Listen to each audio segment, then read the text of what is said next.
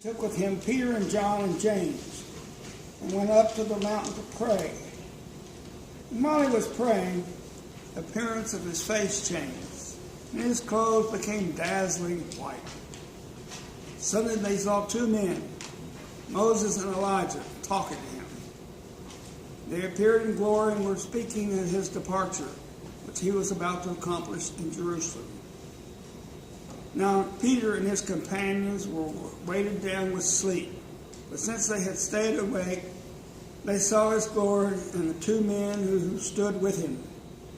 Just as they were leaving him, Peter said to Jesus, "Master, it is good for us to be here.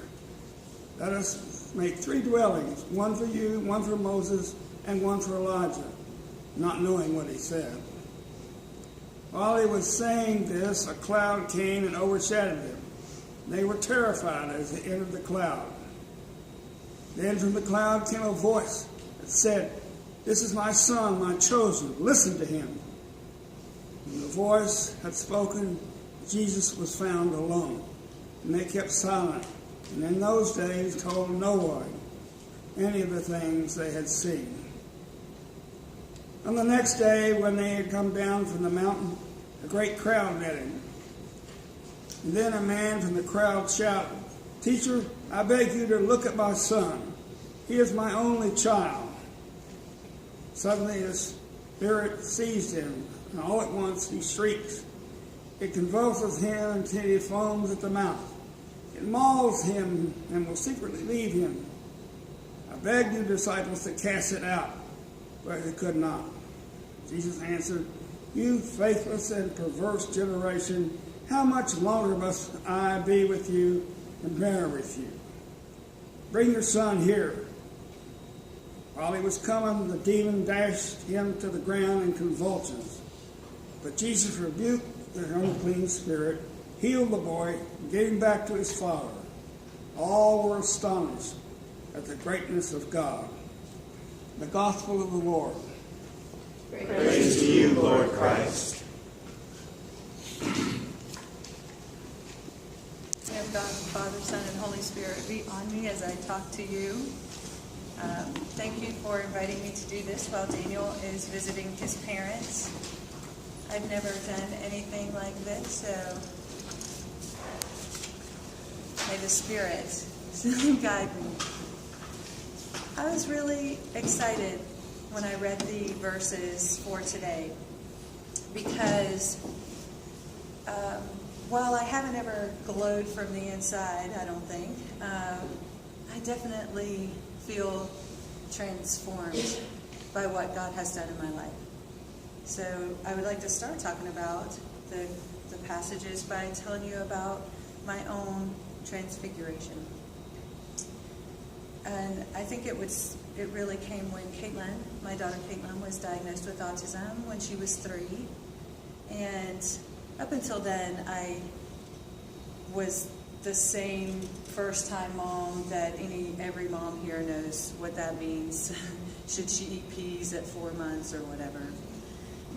But when she was diagnosed, because she wasn't doing a lot of things, she wasn't talking, and she was spinning in circles a lot, and I just couldn't seem to connect with her no matter how hard I tried. And I raged against God about that. I thought it was a judgment on me, something I had done when I was pregnant, or it just was so unfair, right? It's just so unfair. And she's innocent and precious, and it was just so unfair. And so I, like a hamster on a wheel, started trying to figure out how to help her, learn everything I could about autism, do everything in my power, right? I was the mother.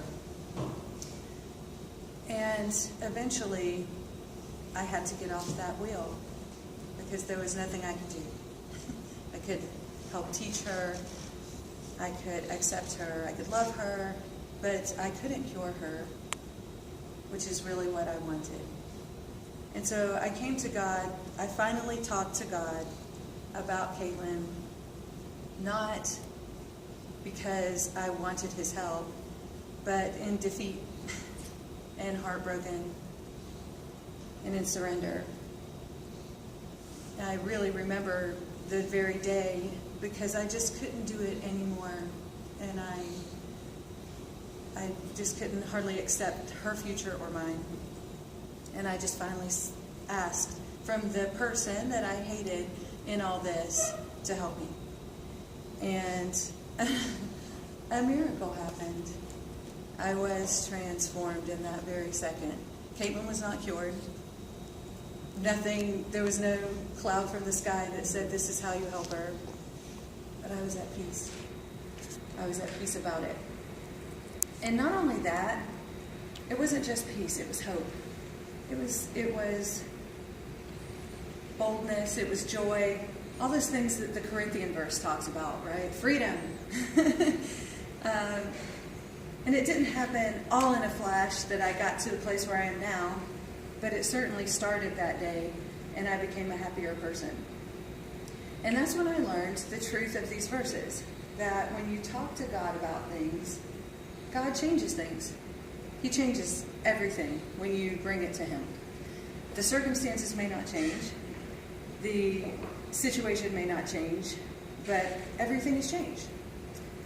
So, from that time on, I have tried in my life to bring everything to God and to talk to God about everything. And when I do that, He changes it, always for the better. Even if I don't see in the hurt or the heartache at the time, it is for the better. And He gives me a sense of peace and joy in that hurt and heartache. To bear it, not just to bear it, but to bring good, to see the good sometimes.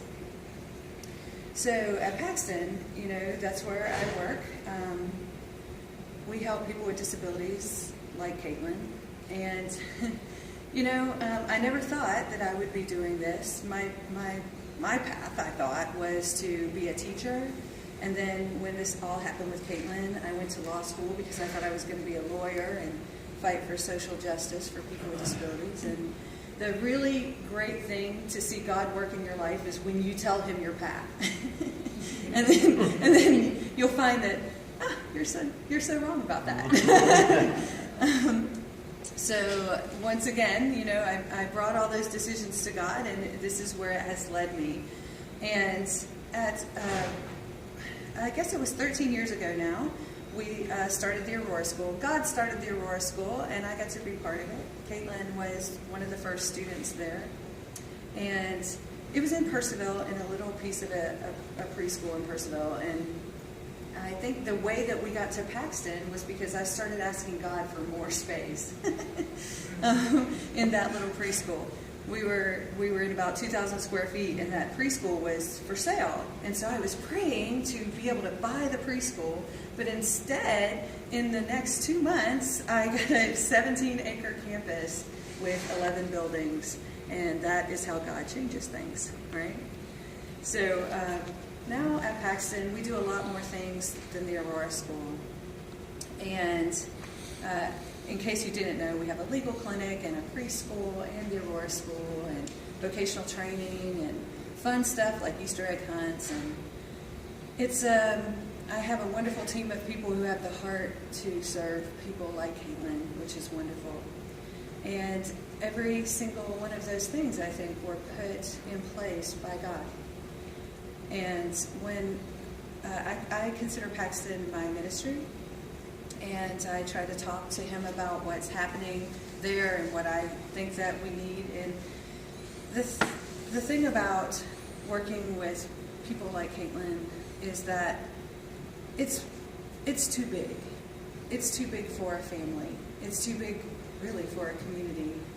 Right now, it's too big for the government. Like, there's just not enough help and support if somebody needs 24-hour supervision and families don't have insurance, and if they do have insurance, it doesn't pay for therapies, and then if they get involved in the criminal justice system, I mean, like, there's in every single aspect of life, from going to church to going to school to going to the doctor to paying for things to where are you going to live to having friends, it impacts everything.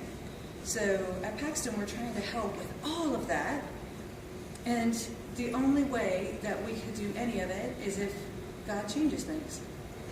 And I get to see it every day when there's a young man who has been arrested because he's accused of sexually assaulting a child. And he has autism.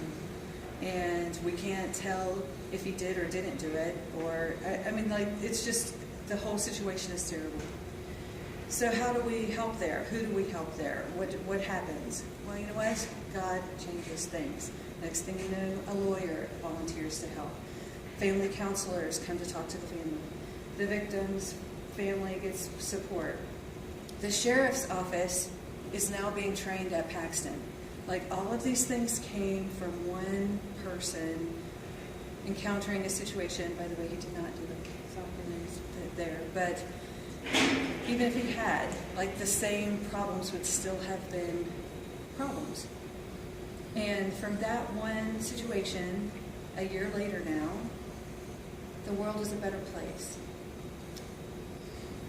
I hope that you're following me whenever I'm telling you that God changes things. So, from that situation, we asked the police department if they would be interested in coming to visit us at Paxton and getting to know people with disabilities. So if they encountered someone, either as a victim or as a possible perpetrator, they would know how to interact. It seemed like a very daunting task. None of us had ever done anything like that before. But yet now, a mere 3 months later, the sheriff's office comes to visit every month with 20-something officers and tours our campus and meets all these people with disabilities.